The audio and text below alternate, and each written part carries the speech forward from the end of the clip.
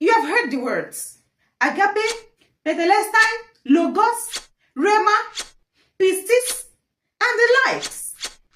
They sound familiar, even sacred. But what if they have been lost in translation?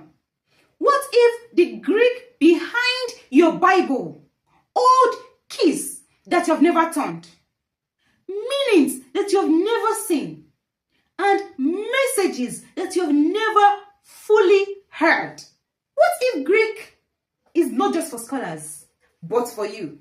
I am Dr. Mojirayo, inviting you on a journey into 30 Greek words that still speak till today. It's not just a language lesson, it's a revelation. Not just a word study, but a discovery, told in 6 unfolding chapters. Words that we think we know, but don't. They sound familiar, but often misunderstood and misused. Words that shatter misconceptions. Words with hidden theological power.